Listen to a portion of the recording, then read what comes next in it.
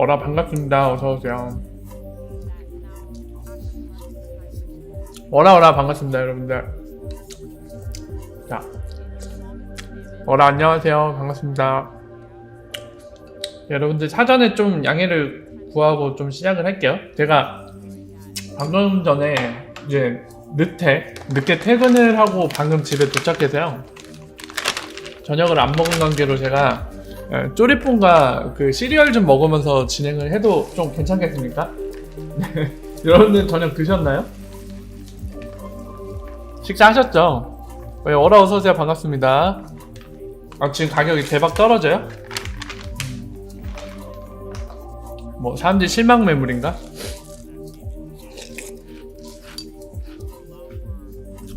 마이크 가까이 하라고요? 치킨 먹고 싶다. 치킨. 저도 먹고 싶네요, 치킨.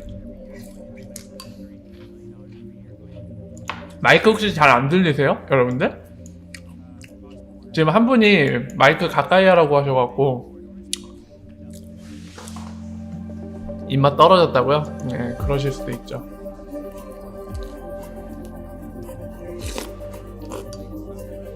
자, 그래서 오늘은요, 수요일 1일차가 진행된 건 여러분들 제가 굳이 말하지 않아도 잘 알고 계실 겁니다. 그래서 어떠한 정보들이 나왔고, 거기서 우리가 알 수 있는 것들을 하나하나 체크하면서 같이 얘기를 나눠볼까 합니다. 네, 다행이네요.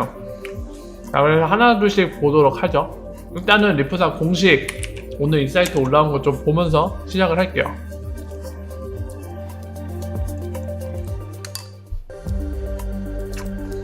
이러니까 왠지 그거 같아요.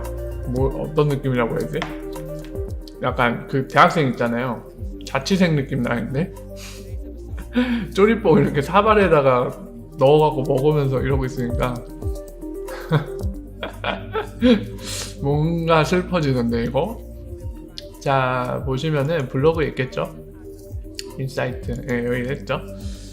자, 여러분들 드디어 오피셜하게 공개했습니다. 지금까지 항상 문제가 되던 게 브래드 갈링하우스나 기타 리프사 직원들이 서로 말이 달랐어요. 어떤 말이 달렸냐면, 최근에 인터뷰할 때 리플랜 멤버 도대체 몇 개야? 했을 때 서로 말이 다 달랐어요. 막 주당 몇 개 계약한다는데, 예.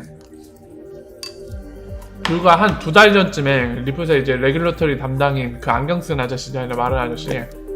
보도 멤버이기도 한.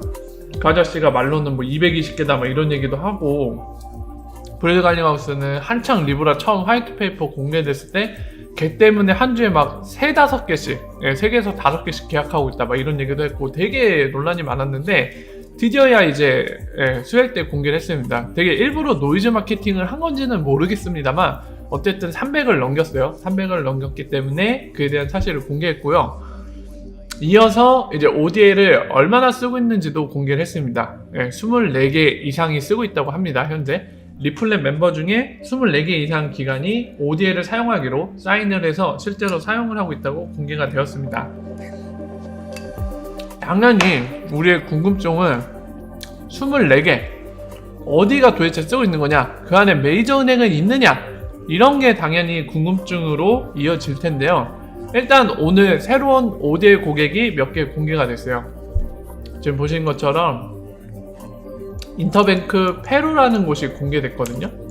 그래서 이 곳이 어떤 곳인지 찾아보면은 은행입니다. 은행이야. 드디어 은행이 들어왔어. 드디어 은행은 은행이에요. 그리고 역사도 길게 됐어요. 물론 이제 페루가 아메리카 대륙에 있는 나라죠. 이게 중미인지 남미인지 모르겠는데 어딘가요? 이거 잠깐만요, 볼까요? 페루가 어디쯤에 있는지 정확히 모르겠어서. 자회사도 있네, 심지어. 위키를 볼까요? 자, 보면은요, 얘는 자산이 얼마나 있을까요? 그러면 이렇게 봅시다. 자산 순위로 월드뱅크에서 몇 등인지 한번 봅시다. 아마 순위 그렇게 높진 않을 것 같은데, 월드 랭크라고 할까요? 그냥 랭크라고 합시다. 뱅킹 랭크? 랭킹이라고 하면 나오나 보네요.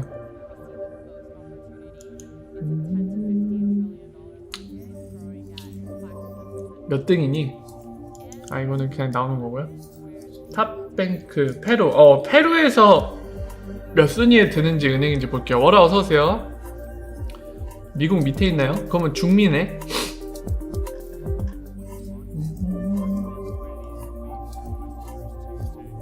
산탄데르가 페루에서도 탑에 속하는 은행이네요.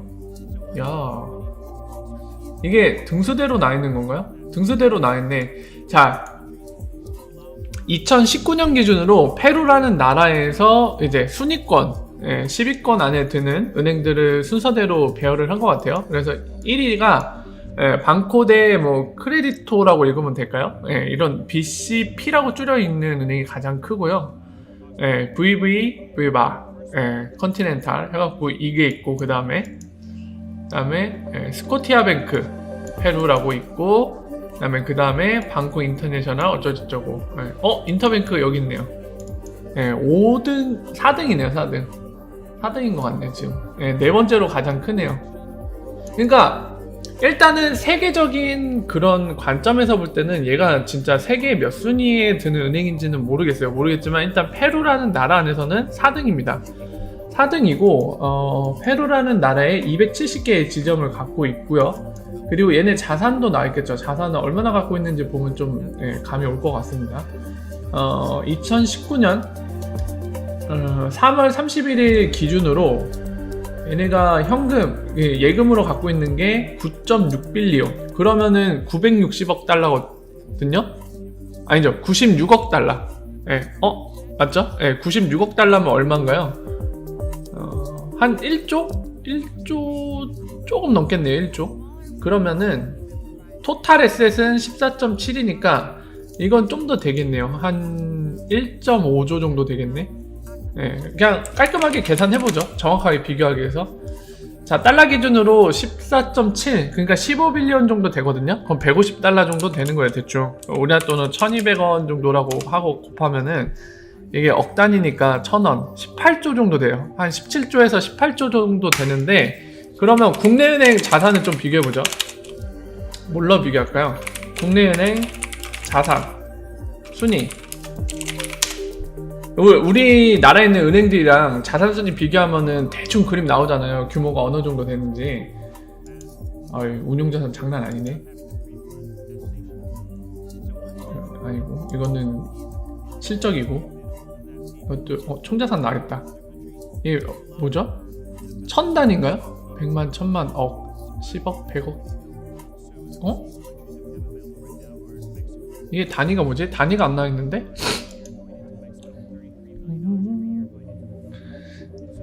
단위 100만원 단위네. 자, 100만원 단위 국민은행을 봅시다. 100만, 1000만, 억, 10, 100, 1000, 조 301조네 국민은행이. 그리고 대구은행이요? 지역은행이죠? 100만, 1000만, 억, 10억, 100억, 1000억, 45조. 자, 아까 몇 조라고 했죠? 17조에서 18조잖아요. 그러니까 국내 은행이랑 비교하면은 국내에 있는 지역 은행보다도 자산이 절반입니다.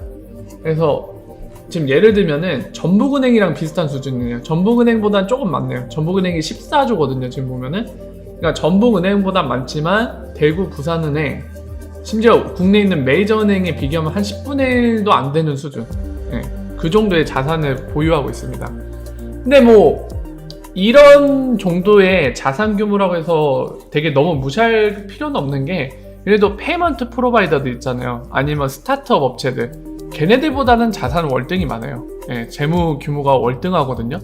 그런 데가 은행을 따라갈 수는 없겠죠. 얘네가 지금 국내 메이저 뱅크랑 비교를 해서 그렇지 쭈구리죠. 당연히 10분의 1 이하니까 쭈구리는 맞는데, 그렇다고 해서 막 스타트업 업체들이 비빌만한 규모는 아닐 겁니다. 자산에서 절대로 못 비비겠죠. 은행이기 때문에. 어쨌든 이 정도 되는 규모의 지금 페루에 있는 네 번째, 페루 국내에서는 네 번째 속하는 은행이 ODL에 공식으로 들어왔습니다. 근데 좋아요. 객관적인 데이터를 보고 지금 확인해봤는데 이제 규모를 저희가 봤잖아요. 뭐 각자 생각하시는 바는 다를 겁니다. 어쨌든 간에 제 기준에서 보면은 제가 생각하는 메이저 뱅크는 이 정도는 아니라고 생각을 해요. 메이저뱅크라고 하면은 이거보다는 그래도 자산 규모가 월등히겠죠. 예, 적어도 저는 제 생각으로는 제 기준으로는 국내 메이저 은행 이상급은 돼야지 그래도 메이저라고 얘기를 해볼 수 있지 않을까 싶습니다. 예, 이거는 좀 메이저 은행이라고까지는 못하겠죠. 그래도 은행이 들어오긴 했네요. ODL로. 자, 그렇다는 거. 그래서 실제로 1분기 말대에서 이제 이 10월 말까지 해서 ODL 사용량이 7배 이상 늘었다고 합니다. 7배 이상 늘었대요. 아까 말씀드린 대로 24개 이상 쓴다는 거는 여기에 들어있죠. 2다즌이라고 들어있잖아요. 한 다즌이 12개를 얘기하기 때문에 지금 이 정도 규모가 된다는 것까지도 ODL 관련해서는 얘기를 했습니다. 자, 그리고 더불어서 중요한 포인트는 바로 이 부분이 될 것 같네요. 드디어 새로운 통로가 오픈된 게 오피셜이 됐습니다. 보시면 여기 나와있죠? 네. 뭐라고 나와있습니까? 보시면은 여기 써있죠? 콜도로 얘기가 나와있죠? 오스트레일리아가 열렸습니다. 그리고 브라질은 커밍 순. 그리고 2020년의 계획에 대해서 얘기를 합니다. 에이펙. 에이펙 나와있죠? EMEA라고 돼있죠? 이거는 잠깐만요. 하나씩 보죠. 정확하게 에이펙이 정확히 어떤 지역까지 다 커버하는지 봅시다. 아시아 전 지역을 커버하나요? 에이펙이? 자, 에이펙 요 색칠되어 있는 부분이거든요. 아시아 지역 다 커버하네요. 지금 보니까 호주까지도 커버하죠. 자, 이 지역 에이펙이랑 그리고 요거 닫고요. EAM, DA. 유럽까지 커버하네. 자, 지금 보신 EMEA 해당되는 지역이 이게 중동이 여기까지인가요? 중동이 한 여기까지 아닌가요? 여기까지가 중동인가? 요것만 중동인가요? 헷갈린다. 제가 세계지리는 잘 몰라서. 자, 어쨌든 리프사가 말하는 요 지역 보이시죠? EMEA라고 돼 있는 지역은 지금 보신 것처럼 유럽까지 포함을 합니다. 유럽이랑 아프리카랑 중동.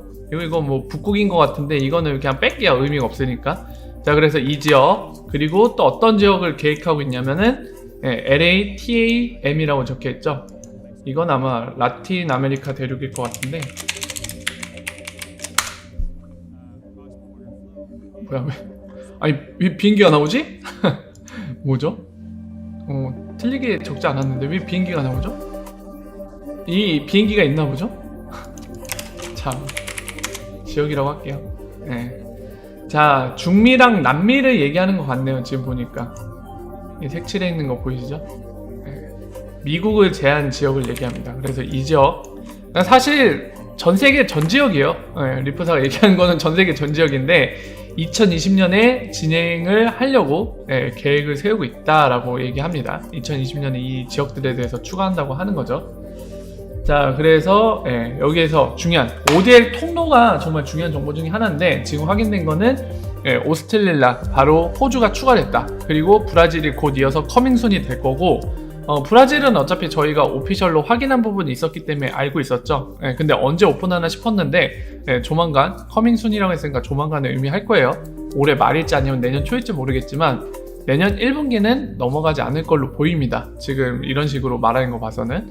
자, 그리고 추가적으로 2020년에 전 세계 지역에 걸쳐서 또 추가가 될 거라고 얘기를 하고 있습니다. 자, 그래서 그리고 머니그램에 대한 추가 정보가 오피셜로 밝혀졌는데 그동안에 이제 머니그램 3분기 보고서 통해서 얘기하면서 필리핀은 안 쓰는 것 같다라고 얘기했는데 컨펌이 됐어요.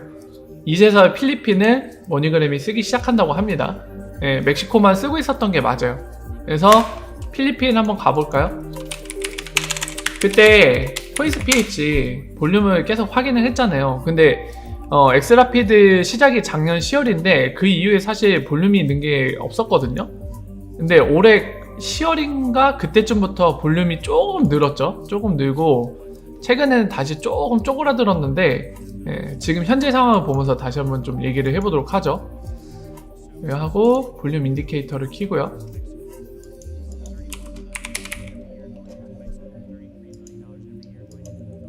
다시 좀 늘었네요. 예. 오늘 같은 경우는 한 46만 정도? 예. 지금 보시면은 보이시죠? 여기까지는 거의 바닥이에요. 없어요. 그냥 없다고 보면 돼요. 근데 이 시점부터 대략 한 9월 16일이거든요. 예, 이 시점부터 좀 늘었어요. 이 막대가 볼륨 막대인데 이게 좀 늘어서 10월 한 7, 8일쯤? 예, 이때쯤 돼서 좀 더 올라서 좀 높게 유지가 되고 있죠. 예, 아마도 추정컨대 이때쯤부터 ODL을 모니그램이 조금씩 쓰고 있는 거 아닌가 싶어요. 예, 원래 안 쓰다가 쓰기 시작했다고 하니까 필리핀은. 자, 그 얘기가 나오고 있습니다.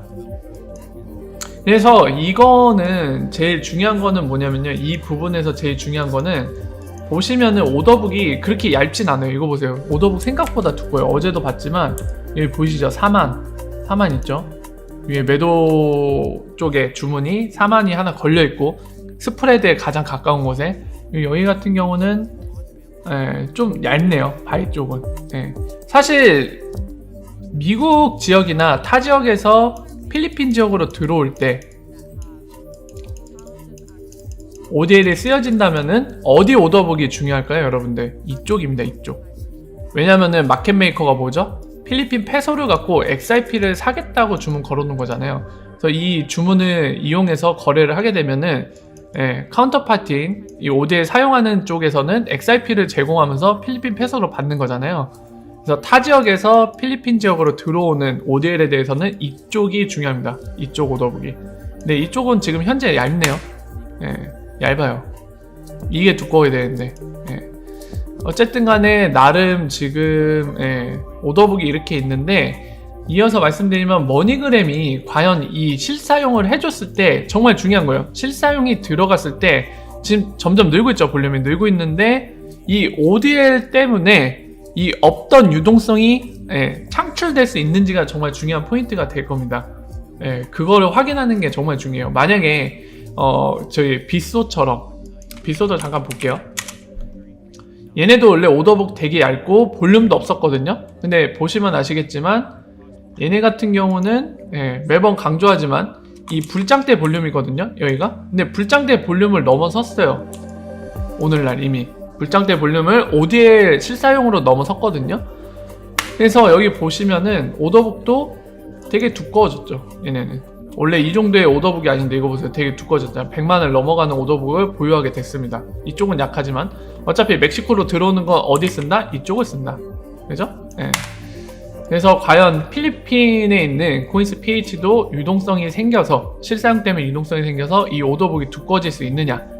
오더북이 두꺼워졌다는 얘기는 뭐죠? XRP를 보유하고 있다는 얘기예요. 마켓메이커가. 파고 살고 하면서 어느 정도 XRP 더미를 보유하기 시작했다는 얘기거든요. 그렇기 때문에 그 얘기는 우리가 눈으로 볼 수는 없지만 XRP를 구매를 했다는 얘기죠. 그러니까 수요까지도 만들어졌다는 얘기입니다. 그래서 이거를 보는 게 우리한테는 되게 중요한 일이에요. 그래서 이게 확인이 됐을 때 한 사이클 도는 게 확인되고, 그리고 이어서 계속 사용량이 증가함에 따라 유동성도 증가하고 이런 모습이 계속 확인된다? 그러면 리프사가 바라는 그림대로 가는 거죠. 지금 유동성을 만들기 위해서 굉장히 노력을 하고 있는데, 자, 그래서 그 부분이 지금 머니그램과 관련된 정보에서는 중요한 포인트가 될 겁니다. 저희가 바로 잘 챙겨야 되는 거, 그 포인트가 될 거예요. 과연 머니그램이 필리핀의 유동성을 만들 수 있을까? 실사용으로. 그 부분은 잘 봐야 될 것 같습니다. 그리고 나머지는 특별한 내용은 없어요. 특별한 내용은 없습니다. 여기 같은 경우에 이제 머니그램 CEO가 얘기한 거 인용한 문구고요. 아까 말씀드린 필리핀 쪽 사용을 시작했다는 거예요. 그래서 오늘 이제 리프사 공식적으로 만든 인사이트에서 중요한 내용들은 방금 설명드리면서 정리해 드렸습니다. 그리고 그 밖에도 오늘 보시면은 여러 가지 일이 있었는데, 우리 일단 스웨일에 참석한 게스트들 리스트를 한번 같이 살펴보면 좋을 것 같아요. 그래서 지금부터는 게스트를 한번 보고, 게스트를 보면서 우리가 좀 알 수 있는 것들을 체크한 뒤에, 그 다음에 오늘 각 순서 프로그램 때 있었던 중요한 정보들, 내용들 함께 살펴보도록 하겠습니다. 일단은 게스트 보죠. 게스트래. 초대 손님들부터 보죠.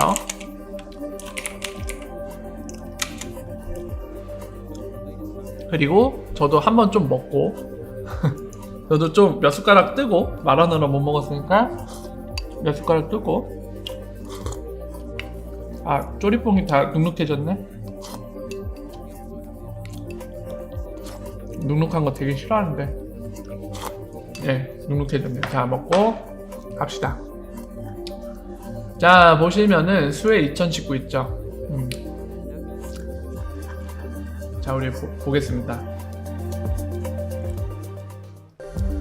쭉쭉쭉 내려. 아, 여기 있죠. 여러분들 보이시죠? 이게 오늘 참여한 지금 손님들이거든요. 예, 참여한 회사인데 수혜에 우리한테 친숙한 애들만 좀 볼게요. 봐야 되는 애들. 자, 아두다비 아시죠? 글로벌 마켓. 그 아랍에미리트에 있는 중요한 애들입니다. 여기 되게 리프사의 친화적인 곳인데 여기 참석하셨고요. 그리고 우리한테 친숙한 아메리칸 익스프레스 오셨어요. 그리고 에지모 뭐였죠? 어제 보셨죠? 전세계 탑 올해 3분기 2019년 3분기 기준으로 탑 레미턴스 순위에서 10등을 차지했던 영국의 회사가 있는 에지모 ODL을 쓰는 고객입니다. 오피셜이죠. 그래서 여기도 왔고요. ODL을 쓰니까 당연히 오겠죠. 아까 보셨던 비비바 얘네도 오셨고요. 비소도 왔고 비트로도 왔고요. 그리고 여기에 친숙한 이름 하나가 보입니다. 요 이름 기억하십니까 여러분들? 테메노스 관심 많으신 분들은 이 이름을 아마 알고 계실 겁니다. 블루젤. 블루젤은 여러분들이 뭐 아시는 분들은 아시는 것처럼 2016년에 은행의 뱅킹 솔루션을 만들어서 공급하는 업체인 테메노스에게 리플 게이트웨이, 오늘날의 그 분산거래소라고 얘기할 수 있는 리플 게이트웨이를 통해서 크로스보더 페이먼트 하는 걸 시연 데모를 한 적이 있거든요. 그리고 현재는 뭐 데이터 관련된 블록체인을 따로 만들어서 하고 있는데 이 친구도 여기에 참석했어요. 그리고 우리가 기억해야 될 거는 이 참석한 사실과 또 하나는 테메노스가 최근에 8월과 9월의 리포트에서 여전히 XIP를 좀 높게 평가해준, 긍정적으로 평가해준 일이 있어서 같이 아티클을 봤었죠. 테메노스는 여기 안 왔습니다. 안 왔지만은 블루젤은 왔어요. 그래서 방금 말씀드린 테메노스가 여전히 최근 리포트에서도 XIP를 높게 평가한 거, 그리고 블루젤이 여기 참석한 거를 미뤄볼 때 테메노스도 가능성이 있을 것 같아요. 여전히 어쩌면 둘이 협력하고 있을 수도 있는데 일단은 더 지켜봐야 될 것 같습니다. 단순히 블루젤이 여기 참석했다고 해서 무조건 테메노스가 뭔가 할 거다 라기에는 최근에는 움직임이 없어요. 그래서 조금 더 지켜보면 될 것 같습니다. 어쨌든 이런 정황이 있다는 거 참고하시고요. 복구라고 되어 있네. 일본 회사인가요? 복구. 그리고 오늘의 메인 회사 중에 하나죠. BTC 마켓. 얘는 100% 오피셜이 됐습니다. ODL 거래소로요. 호주고요. ODL 유동성을 제공하는 플랫폼 거래소로서 컨펌이 됐습니다. 호주에 있는 암호화폐 거래소예요. 이 친구가 들어왔고요. 당연히 참석했겠죠. 시티뱅크 왔고, 코인펌은 여러분 아시는 안티모니 론더링 솔루션 관련된 회사고요. 리프사랑 파트너십도 맺어 있죠. 그리고 국내에서 유일하게 간 코인원 트랜스퍼 갔어요. 참석을 했습니다. 쭉쭉쭉 가고. 그리고 이거 그냥 특별한 의미 없는데 도이치뱅크 참석했거든요. 이거 뭐 소문 듣기로는 뭐 파산 루머 돈다면서요. 근데 왔습니다. 스웨덴 파산 루머 한창이신 도이치뱅크 왔어요.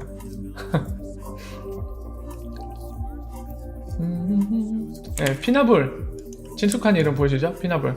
UAE 익스체인지를 운영하는 피나블이라는 약간 홀딩스의 개념에 가까운 회사. 그리고 삼성페이 때문에 좀 이름이 많이 언급됐었죠, 최근에. 바로 이 회사도 왔고요. 그리고 플렉시 FX, 이게 바로 호주에 있는 ODL 사용 스타트업 업체라고 봐야죠, 저거. 참고로 쟤는 게이트웨이도 운영하고 있습니다. 분산거래소 형태도 운영하고 있어요. 플래시 FX 참석했고요. 이건 뭐죠? 산탄데르는 없는데 얘가 있네요? 그루포 산탄데르는 뭐죠? 얘 한번 검색해 볼게요. 그 산탄데르랑 관련 있는 회사인가요? 뭐냐 너? 아 산탄데르 그룹이구나. 아 산탄데르 참석했네요. 안 한 줄 알았어요 저. 왜 이름을 이렇게 놨어? 산탄데르 참석했습니다. 네, 산탄데르 그룹이라는 이름은 참석을 했네요. 재밌네. 자 그리고 여러분들 지금부터는 좀 약간 의외인 친구들이 나옵니다. 이거 뭐죠? 아마페 거래소죠. 되게 유명하죠. 후오비가 왔어요. 왜 왔을까요? 왜 아마페 거래소가 왔을까요? 앞에서 본 아마페 거래소들 어떤 애들이었죠? 예. 그러니까 적어도 후오비가 여기에 왔다는 얘기는 아마페 거래소들 이제 온 애들은 솔직히 다 XRP 친화적이고 5대 거래소거나 그러거든요. 그러니까 후오비가 여기 꼈다는 거는 적어도 얘기할 수 있는 거는 XRP에 관심이 있다는 얘기입니다. 지금. ODL에 적어도 관심은 있어요. 이 친구들이. ODL을 쓰는지 안 쓰는지 모르겠지만 관심은 있으니까 왔겠죠. 예. 되게 의외였어요. 굉장히 의외였습니다. 저는 이 친구들 온 거. 그리고 또 의외인 친구들 한 또 보이시죠? 아이빔이 왔어요. 아이빔이. 너희 왜 왔니 여기에? 스텔라 왜 놔두고 왔어? 같이 오지. 예, 제드도 데려오지. 제드 샹놈. 제드 놓고 지들만 왔습니다. 왜 왔는지 모르겠지만요. IBM도 왔고요. 그리고 뭐 인터뱅크 또 보이죠? 방금 보셨던 인터뱅크 페루의 4등 은행. 자 그리고 이거 스리랑카 쪽에 있는 은행 동남아시아. 그리고 쿠웨이트에 있는 거. 이거 뭐 이름 다들 아시죠? 네. 쭉쭉쭉 있고 리퀴드 그룹이 왔는데 이 리퀴드 그룹이 혹시 그거 아닌가요? 리퀴드라는 아마페 거래소 그거 아닌가? 잠깐만요. 검색 한번 해보죠. 너 뭐냐? 브로커인가? 이름은 꼭 브로커처럼 돼 있긴 한데 아 뭐야? 예 맞네요. 아마페 거래소 또 오셨네요. 리퀴드라는 아마페 거래소 운영하는 리퀴드 그룹이 예, 여기 오셨습니다. 얘네도 관심이 있으니까 왔겠죠. 그냥 왔을 리는 없고요. 예. 수혜를 참석을 했어요. 그리고 몇 개만 더 보죠. 미쓰비시뱅크 전세계 탑 은행의 한 보통 자산 규모로는 3등 또는 4등 5등 이내는 반드시 포함되는 예, 일본의 미쓰비시뱅크 왔습니다. 이거는 리플렉 커미티 위원회이기도 하죠. 위원으로 있죠. 굉장히 밀접하게 관련돼 있고요. 엔티티 데이터도 왔고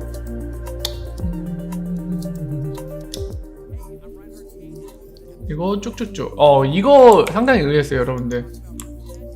SBI의 리퀴디티 마켓이라는 회사가 있네요. 자회사가. 이거 이름만 봐도 딱 냄새나죠. 예, 유동성 관련된 회사거든요. 예, 이런 회사가 있는데 여기가 참석을 했어요. SBI 다른 회사는 안 왔어요. 안 왔는데 얘네가 왔어요. 그러니까 아무래도 정황상 파악이 되죠. SBI도 역시나 ODL을 쓰고 싶어서 좀 예, 갈급한 친구들인데 아마 그런 ODL을 사용할 때 유동성 관련된 거를 책임지는 곳이 아마 여기지 않을까 싶습니다. 예, 왔고요. 그리고 여러분들이 특히 주식하시는 분들이 좋아하는 회사 소프트뱅크도 왔어요. 오잉?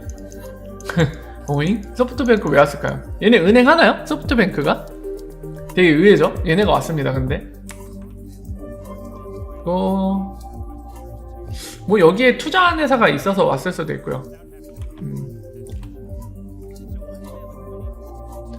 그리고 나머지는 뭐 특별한 거는 없죠. 예, 특별한 거는 없어 보인다. 대학들도 왔고요. 근데 고대는 빠졌네. 예, 버클리랑 뭐 런던 대학 뭐 이런 데 왔고요. 웨이브 파이낸셜은 혹시 그 아마페 웨이브는 아니겠죠? 소규모 캐나다에 있는 그런 곳이네요. 자 그렇게 해서 이 정도 참석을 했습니다. 한 100 몇 개가 된다고 하는데 지금 몇 개 챙겨 볼만하죠. 세븐뱅크요? 세븐뱅크 뭔지 볼까요? 세븐뱅크 한번 보겠습니다. 맞네요. 네, 세븐일레븐 그거네. 네, 세븐일레븐이 운영하는 은행이네요. 여기도 왔네요. 자 어쨌든 지금 보시는 거 몇 가지 다 보지는 못했지만 우리가 좀 약간 이색적이거나 체크해야 될 그런 친구들은 같이 한번 살펴봤습니다. 그래서 이런 친구들이 현재 참석을 했고요. 이 참석을 한 이 스웰에서 보시면은 아젠다 한번 잠깐 볼게요. 아젠다 한번 보고 몇 가지 설명을 드리겠습니다. 지금부터 아젠다 보시면은 브래드 갈링하우스가 아까 인사이트로 올라온 내용은 이제 본인이 환영 인사로 설명을 했습니다. 근데 내용은 비슷해갖고 특별히 여기에 대해서는 보지 않을게요. 그리고 이 라잔이라고 얘기했던 사람 기억하시죠? 인도 중앙은행장을 역임했고 더불어서 IMF에서 주요 자리를 역임을 했던 사람인데 이 사람이 현재 박사고 교수의 위치에 있습니다. 더불어서 경제학 관련돼서는 굉장히 권위 있는 사람이라고 해요. 그래서 이 사람을 데리고 지금 보신 것처럼 키노트 해갖고 그 프로그램이 잡혀 있었습니다. 무려 1시간이나 잡혀 있었고요. 그리고 그 다음에 디지털 에셋 레귤러터리 관련된 거를 리프사 직원과 그리고 리프사 직원 2명이서 그냥 얘기를 했네요. 그렇고요. 그리고 점심 먹고 그 다음에 오후에 이 DBS 은행의 CEO가 디지털 뱅킹의 미래라는 주제로 또 1시간 정도 얘기했고요. 1시간은 좀 안 되긴 하지만 그리고 그 이후에 순서들이 이렇게 있었습니다. 이렇게 있었는데 사실 여기에서 중요한 포인트는 앞쪽에 있는 것 같아요. 그래서 이 내용들을 좀 살펴보도록 하겠습니다. 살펴보는데 사실은 오늘 이거를 살펴볼 때 조인디에서 중계방송을 해준다고 했기 때문에 조인디에 공식적으로 저작권 문제를 문의를 했었어요. 그래서 오늘 오전에 조인디의 대표신지는 제가 정확히 모르겠는데 고란 기자님이 답변을 줬거든요. 그러니까 몇 가지 출처를 명확히 밝히는 그런 상황에서는 사용해도 괜찮다라고 확인을 받았습니다. 그래서 사실은 그거를 보면서 하려고 했는데 보면서 진행을 하지는 않게 됐습니다. 그렇게 결정을 했어요. 그 이유는 많은 분들이 그 영상의 자막이 좀 거슬린다고 하시더라고요. 그러니까 자막이 나름 이제 조인디 그 담당하시는 분은 재밌게 하려고 넣긴 한 것 같은데 어쨌든 보시는 많은 분들 대부분이 자막이 좀 기분이 나쁘다, 마음이 불편하다 이런 의견을 많이 주셨어요. 그래서 원래는 계획과는 다르게 조인디 영상을 보지 않고 그냥 그 자리에 디림나오가 트위터를 통해서 글로써 전달한 핵심 내용들이 있거든요. 그 내용을 통해서 살펴보도록 하겠습니다. 볼게요. 빠밤빰 같이 보시죠.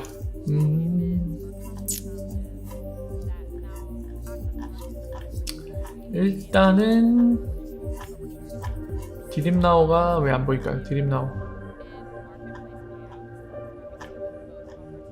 디림나오 왜 안 보이지? 자, 디림나오 글을 찾아서 그 글을 따라서 가보도록 합시다. 여기 있네요. 자, 이 사람이 트위터로서 중요한 얘기들은 이렇게 전달을 했거든요. 이거 브래드 갈링하우스 부분은 패스하면 될 것 같고요. 그리고 브래드 갈링하우스가 이제 처음에 웰컴 인사, 환영 인사 하면서 이제 리프사는 전 세계에 10개의 오피스를 갖고 있습니다 하면서 이 얘기도 해서 이렇게 10개 주요 문화 관련된 거를 이렇게 사진을 찍어갖고 보여줬네요. 호주에도 지금 있는 거죠. 이거 시드니 같은데, 그죠? 시드니. 그리고 브라질, 요거 예수상 있는 거. 이건 무슨 달이죠? 이건 모르겠다. 어쨌든 전 세계적으로 10개 오피스가 있습니다. 이 얘기도 했고요. 자, 그리고 아까 주요 경제계에서 굉장한 영향력을 갖고 있는 인도 사람이고 지금 라잔이라고 하는 양반인데요. 이 양반이 여러 가지 얘기를 했는데 같이 살펴보도록 하시죠. 이 부분은 뭐 필요 없고요. 그러니까 모든 얘기를 같이 보진 않을게요. 중요한 부분만 보겠습니다. 자, 라잔이 말하기를 어떻게 얘기했냐면 중앙은행들, 신흥국가, 그러니까 이제 신흥국으로 도약하는 그 나라에 있는 중앙은행들은 뭘 할 필요가 있다고 하죠. 지금 보시면 크레딧은 약간 재무적인 관점에서 얘기를 하는 것 같아요. 세이빙은 이제 저축이나 이런 개념을 얘기하는 것 같은데 언뱅크 영역에 있어서 그것부터 처리를 해야 된다는 얘기를 하고 있습니다. 그러니까 어떤 부분이 이제 신흥국가 경제에서는 더 중요한지 이런 부분들을 설명하고 있어요. 그리고 이거 안 봐도 되고 이건 봐야겠네요. 자, 이 중앙화된 컨트롤, 중앙화돼서 특정한 존재가 이렇게 통제를 하는 것에 대한 두려움이 증가하고 있다는 거죠. 그 예로서 이제 브렉시트를 얘기하고 있는데, 그래서 이런 문제 해결을 위해서는 뭐가 필요하다, 우리한테? 탈중앙화된 그런 구조가 필요하다는 거죠. 그래서 블록체인 같은 게 왜 필요한지에 대해 본인이 그 이유에 대해 설명하고 있습니다. 본인 생각이 이렇다는 거죠. 브렉시트나 이런 일에서 좀 리스크를 줄이려면 탈중앙화된, 특정 존재에 의해 뭔가 통제되고 조작되지 않는 탈중앙화된 그런 구조가 필요하다. 마치 블록체인처럼요. 그 필요성을 이렇게 얘기하고 있고요. 그리고 이 마이크로 페이먼트가 오늘날의 이제 이 경제 안에 있는 문제, 그거를 해결해 줄 수 있다는 얘기를 하고 있고요. 리프사가 하려는 게 마이크로 페이먼트입니다. 결국에 궁극적인 거. 모든 돈을 잘게 다 쪼개갖고 XRP 갖다가 브릿지에서 다 여기저기 보내는 거거든요. 실시간으로 공간의 제약을 받지 않고 세계 어느 곳이든지 마이크로 페이먼트로 모든 게 열리는 세상을 꿈꾸는 게 바로 리프사인데, 지금 같은 맥락의 얘기를 하고 있어요. 마이크로 페이먼트로 문제를 해결할 수 있다는 점을 강조하고 있고, 이런 해법, 지금 문제들에 대해서 뭐 어떤 것들, 마이크로 페이먼트나 그리고 브렉시트 같은 문제에 대해서는 탈중화된 뭔가 구조가 필요하다, 이렇게 얘기를 했는데, 그런 솔루션들은 어디에서 온다? 프라이빗 섹터에서 온다. 퍼블릭 섹터, 즉 정부기관이나 이런 정부기관에 준하는 그런 곳에서 오는 게 아니라, 이거는 프라이빗 섹터에 속하는 기업들, 사기업들 이런 데서 이 솔루션들이 만들어질 거다, 나타나게 될 것이다, 이런 얘기를 하는 거죠. 그래서 오히려 폴리시 메이커 같은 경우는 이제 국회의원이나 어떻게 보면 이제 퍼블릭 섹터에 속하는 사람들이라고 볼 수 있죠. 그래서 이런 사람들은 이런 솔루션들 새롭게 등장하는 것들, 해법 이런 것들을 어떻게 도울 수 있다? 샌드박스 이런 걸 통해서, 아직 법이나 규제가 명확하지 않은 분야잖아요. 블록체인이나 이런 곳이. 이런 것들이 리스크를 줄일 수 있도록 협력을 할 수 있다는 얘기죠. 당연히 입법이라든가 규제를 완화시키는 거나 아니면 적절하게 규제하는 방법들로 도울 수 있다는 얘기죠. 그 얘기를 하고 있고, CBDC 얘기를 참 많이 하네요. CBDC에 대해 약간 한계를 지적하고 있습니다. 어떤 얘기를 하냐면, CBDC 바이아 토큰이라고 되어 있잖아요. 토큰 형태로 된 CBDC는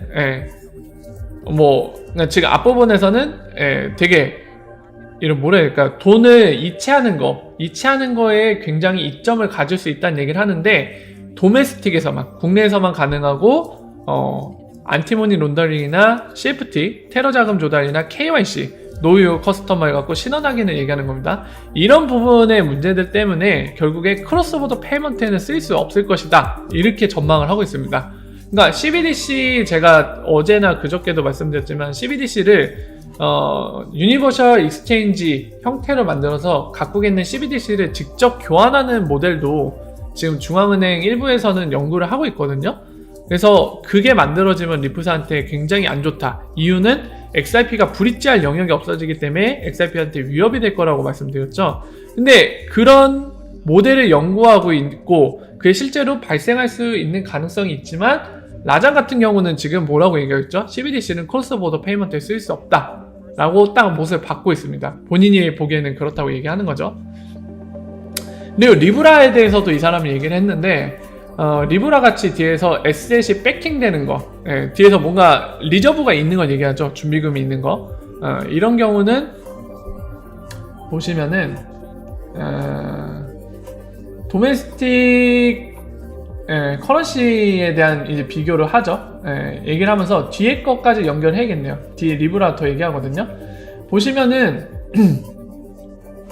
리브라를 이렇게 표현하면서 뒤에 리브라 다시 한번 얘기하죠. 그래서 프라이빗 커런시라고 표현을 하는데, 예를 들면 리브라, 이거는 센트럴 뱅크가 발행하는 피아트와 경쟁을 한다.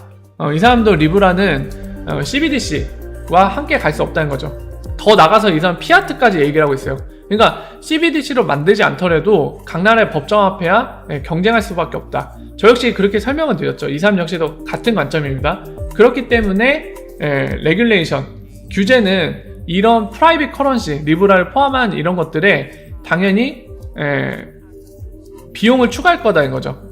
그러니까 뭔가 진짜 직접적인 수수료를 부과하던지, 아니면 이 비용이라는 게 단순히 돈뿐만이 아니라 법이나 규제로 되게 압박을 할 거란 얘기까지 포함이 되고 있습니다.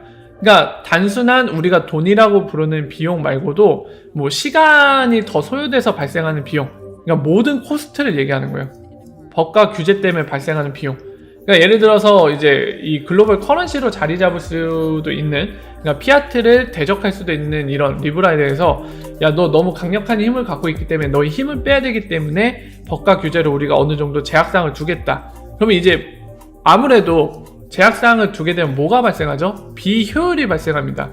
그러니까 그로 인해서 발생하는 모든 것들, 그런 거 다 코스트라고 지금 명시를 한 거예요. 그러니까 이런 코스트가 발생하게 되는데, 반면에 XRP는 브릿지 형태라 피아트에 대해 위협이 되지 않는다. 결국에 중앙은행의 위협이 되지 않는다라고 얘기를 했습니다. 굉장히 리프사 관점이 똑같죠. 그러니까 당연히 초대됐겠죠. 어느 정도 생각이 비슷하니까. 그리고 마지막으로 이제 차이나, 중국의 CBDC를 얘기하는데, 아까랑 좀 비슷한 맥락이네요. CBDC가 이제 도메스틱 코스트는 낮춰줄 거다, 라는 얘기를 하고 있습니다. 하지만 여전히 아까도 얘기한 것처럼 CBDC는 국내선 괜찮은데 크로스보더 페이먼트에 쓸 수 없다. 그렇기 때문에 여전히 차이나의 CBDC 역시도 국내에서는 비용 절감이나 이런 효과를 낼 수 있을지 몰라도 XRP 같은 게 있어서 익스체인지 토큰이라고 표현했죠. 이런 크로스보더에 쓰일 수 있는 XRP가 필요할 것이다 라는 얘기를 했습니다. 결국에는 지금 결국에 정리해서 얘기하면은 핵심만 말씀드릴게요. 일단 리브라는 이 사람 역시도 관점이 똑같습니다. 굉장히 학계에서, 그리고 학계뿐만이 아니라 현장에서도, 금융 현장에서도 굉장한 영향력을 갖고 있는 이 사람이 어떤 생각을 갖고 있냐. 리브라 피아트에 위협적이다. 그리고 리브라는 결국에 이제 각국에 위협적이기 때문에 갖고 있는 레귤레이터들, 규제가 압박을 많이 제약사항을 줄 것이고 그로 인해서 비효율적이 될 것이다. 그리고 CBDC는 발행되면은 뭐 국내 이제 도메스틱 페이먼트 구간에서는 효율적일지 몰라도 KYC 문제나 안티머니 론더링, CFT 여러 가지 이런 자금 추적, 트래블룰이라고 했죠. 그런 문제들 때문에 크로스보더 페이먼트에 쓸 수 없다. 그래서 익스체인지 토큰이 될 수 있는 XRP가 필요하다. 그리고 XRP는 동시에 브릿지 커런시이기 때문에 각국에 있는 센트럴뱅크의 위협이 되지 않는다, 이 얘기를 하고 있죠. 사실 리플사의 생각과 완전 비슷하죠. 지금 얘기하는 거 보면. XRP가 좋다라는 얘기를 한 거밖에 안 됩니다. 자, 이 사람의 관점은 그렇습니다. 자, 그래서 이제 내용, 이 사람이 말한 내용을 정리했는데, 여러분들이 이런 의문을 좀 갖고 계신 분들이 계시더라고요. 작년 같은 경우는 그 전 대통령인, 이름 얘기하기 싫네. 그냥 전 대통령이라고 얘기할게요. 전 대통령을 데려왔죠. 클린턴이죠. 클린턴 얘기하기, 지금 음모론이 자꾸 나와갖고 얘기하고 싶지 않은 양반인데, 이름 얘기하죠. 자, 클린턴 전 대통령을 데려와서 이제 이 키노트 연설을 시켰거든요. 그걸 봤었기 때문에 올해도 당연히 그 급으로 나오지 않을까 싶었는데, 라잔이라는 사람이 등장을 했어요. 그래서 많은 분들이 의문을 품었던 게, 야, 니네 능력이 안 되냐? 왜 이런 애 데려와갖고 연설을 시키냐? 좀 더 빠방한 애 데려오지. 뭐 오바마나 이런 애 데려오지. 뭐 하는 거냐? 이런 비판에도 직면했고, 뭐 그 정도까지 아니더라도 야, 좀 뭔가 아쉬웠다 라고 생각하시는 분들도 꽤나 있는 걸로 압니다. 뭐 어쨌든 간에 뭐가 좋다 옳다라고 얘기할 문제는 아닌 것 같아요. 아니지만 다만 이제 리프사가 왜 라잔을 초대했는지에 대해서는, 아유, 김명희님 후원 2만원 소중한 금액 감사합니다. 잘 쓸게요. 근데 명희님 저한테 너무 후원 많이 주시는 것 같아요. 오실 때마다 가끔씩 2만원 이렇게 주시면은 너무 많이 주시는 것 같은데, 그냥 키보드로 2만원 후원했다고 쳐주셔도 충분히 힘이 됩니다. 그래서 너무 저한테 후원하지 마시고, 명희님이나 명희님 가족, 소중한 분들과 뭐 커피 한잔 하시던지 그렇게 하세요. 채팅으로 해주셔도 감사하게 생각하겠습니다. 아닙니다. 저야말로 감사합니다. 오히려 저한테 감사하다고 하시니까 뭔가 굉장히 민망하네요. 제가 감사한 일인데. 자, 어쨌든 이어서 말씀드리면은, 자, 라잔을 초대한 이유는 이겁니다. 리프사가 라잔을 초대한 이유는, 여러분들 UBRI라고 알고 계시죠? 지금 리프사가 전 세계에 있는 주요 대학에 본인들의 자금을 투자해갖고 학계에 XRP와 관련된 연구도 맡기면서 거기에서 인력을 좀 양성해갖고 나중에 뭐 채용도 하려고 하는 그게 있죠. 여러분들은 UBRI, 바로 대학가 리프사가 굳이 돈을 들여가면서 왜 대학교들하고 그런 거를 하고 계시다고 생각합니까? 여러분들 산학협력이라는 얘기 많이 들으시죠? 네, 산업과 그러니까 학교, 대학교, 협력. 네, 보통 이런 관계를 가져가는 데는 여러 가지 이유가 있습니다만, 또 하나의 이유는 저변학대예요, 저변학대. 뭐죠? XIP의 친화적인 그런 문화, 그런 인재들을 대학교 때부터 대학생들 또는 대학원생들 여기에서 만들어내려는 저변학대의 의도도 갖고 있는 겁니다. 지금 라잔을 초대한 거는 약간 비슷한 맥락이에요. 아까 뭐라고 말씀드렸죠? 경제학계에서도 인정받는 사람 중에 하나입니다. 네, 글로벌로 인정받는 사람이에요. 그러니까 IMF에서도 일을 했던 거 보면은 아시죠? 그냥 IMF에 있는 말단 직원이 아니었어요. 물론 총재까지 한 건 아니지만 아까 치프라고 보였잖아요. 직급이 치프예요, 치프. 예, 임원급이에요, 임원급. 자, 그런 자리까지 했던 사람이고 방금 말씀드린 것처럼 학계에서도 인정받고 실제 금융업에서도 인정받는 사람이거든요. 영향력이 있다는 거죠. 근데 이런 사람이 대놓고 지금 이런 공개적인 자리에서 XIP를 찬양해 줬잖아요. 예, 이거 역시도 전반적인 산업 현장, 뭐 금융을 산업이라고 표현한 건 좀 그렇지만 하긴 인더스트리라고 표현을 쓰네요. 산업이라고 해도 되겠네. 자, 현지 금융, 산업, 그 현장에 그리고 더불어서 학계 쪽에도 여러 가지로 저변학대의 의미가 있는 겁니다. 어떻게 보면은 클린턴이나 이런 사람 데려오는 것보다는 실제적인 그런 저변학대의 영향력은 이 사람이 얘기하는 게 더 클지도 몰라요. 예. 그렇기 때문에 이 사람을 데려온 거죠. 예, 그런 부분들은 뭐 부정할 사실은 아니고 리프사의 지금 관점이라던가 생각을 엿볼 수 있는 포인트죠. 그래서 뭐 이 사람보다 뭐 오바마 대통령 데려오는 게 좋다 나쁘다 이거는 뭐 모르는 것 같아요. 그냥 각기 판단하기에 달려있는 거고 어쨌든 일단 라잔을 데려온 이유는 방금 설명드린 그 부분에 있는 겁니다. 자, 그래서 이 부분 넘어가고요. 이 사람은 라잔까지만 올렸나 보네요. 다 안 올렸나 보네. 예. 라잔이 끝이네요. 예. 자, 그리고 나머지는 영상이 없어요. 설명드릴 수가 없습니다. 지금 라잔 여기까지 키노트 한 건데, 모닝 키노트 한 건데, 디지털 에셋 레귤레이션 관련된 거는 이건 뭐 영상도 없고요. 그리고 나머지 5호 거는 사람들이 크게 관심이 없었나 봐요. 그래서 영상이 없어요. 그래서 리프사가 공식으로 올린 거를 통해서 좀 이렇게 짤막하게 핵심을 요약했는데 이런 것들을 얘기할게요.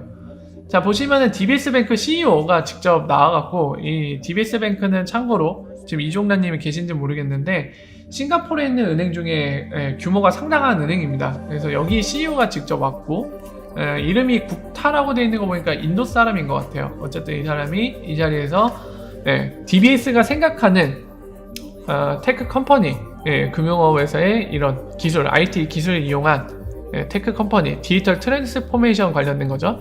그런 본인들의 관점, 통찰력을 공유했다고 합니다. 그래서 뒤에 살짝 보면 흐리게 보이는데 뭔가 합병을 하는 것 같죠? 그리고 협력하고 레귤레이션 뭐 이런데 스타트업이나 이런 데 협력하는 거, 그리고 트랜잭션이라고 나와 있는데 자세히는 안 보이네요.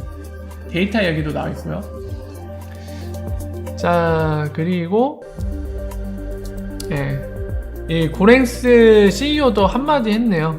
인터뷰 해갖고 한마디 했는데 그것도 올렸습니다. 고랭스는 뭐 특별히 더 드릴 말씀이 없어요. 그냥 여기에서 어떤 약간 비유적인 표현을 했는데 이것만 좀 얘기하죠. 보면은 뭐 화성에서 물을 찾을 수 있다. 그러니까 우리가 달에 가갖고 우리는 달에 갈 수 있고요. 그리고 화성에 가서 물을 찾을 수 있어요. 근데 지금 우리가 이만큼 발전했는데 일요일에는 돈을 못 보내네요? 이게 말이나 됩니까? 이런 식으로 비유적으로 표현한 거죠. 근데 이걸 가능하게 하는 건 뭐다? 24시간 쉬지 않는 리플렛이라는 거. 그거를 이렇게 비유적으로 표현을 했네요. 고랭스 CEO가.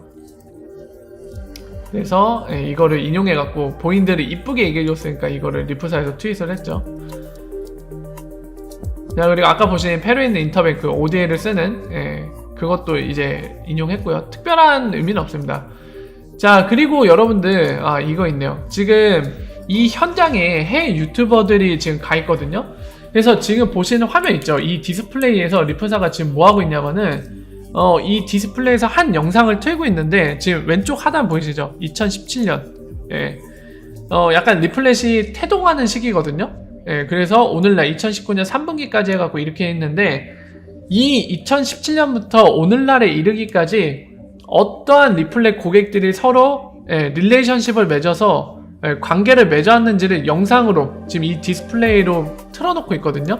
그래서 이 사람이 찍은 거는 지금 요겁니다. 이거 그냥 릴리라고 읽으면 되나요? 릴리 홀딩스라는 보이시죠? 핀테크 컴퍼니인데 암호화폐 거래소 역할도 하고 있다고 합니다. 지금 보시는 것처럼 이런 쌍을 갖고 있고 핀테크까지도 하고 있는데 크로스보더 페이먼트 한다는 거죠. 홍콩에 있는 곳입니다. 자, 근데 지금 보시는 것처럼 릴리홀딩스와 모니넷 인트가 릴레이션십을 맺어서 리플렛 통해서 송금을 한다는 거죠. 그래서 새로운 리플렛 고객이 누군지도 확인이 됐고 홍콩에도 있다는 게 확인됐고 더불어서 지금 어떤 릴레이션십을 갖고 리플렛 멤버있는 누구와 함께 송금을 하는지도 확인이 됐죠. 자, 이거 지금 설명드린 거 보면은 어떤 사람이 동영상 찍은 거 있거든요. 저 또 레오가 찍었나요? 제가 여기 레오가 찍었네요. 이런 식으로 보이시죠? 하나씩 나오죠. 라크뱅크랑 예스뱅크가 지금 리플렛 이용해서 서로 릴레이션십 맺어서 송금했다는 게 표기되고 있고요. 그 다음 또 나오죠. 머니매치랑 머니넷 인트. 그 다음 또 나오겠죠. 국기도 보이네. 영국이랑 동남아 쪽. 그리고 페이먼터스라는 것도 확인됐죠. 페이먼터스. 페이먼터스와 플러터웨이브. 이게 나이지리아인가 그래요. 아프리카에 있는 거고 페이먼터스는 어디 있는지 모르겠는데 한번 볼까요? 이거 리플렛 멤버라는 게 이제 밝혀진 거죠. 페이먼터스 어디 있는 곳인가요? 어디지 여기는? 스웨가 쓰면 확실히 정보가 있어요. 지금 저 모니터만 쳐다보고 있어도 리플렛 멤버들이 더 공식적으로 확인이 되는 건데 아쉽네요, 못 간 게. 여기는 어디에 있는 회사일까요? 한번 볼까요? 아래 쭉?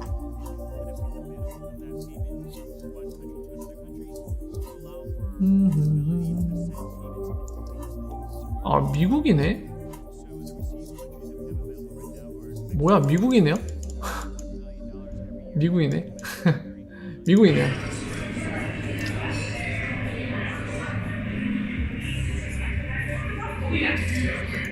월드컵 파이낸스도 있고요. 코타기랑 서로 있고 이런 식으로 계속 나오죠 지금.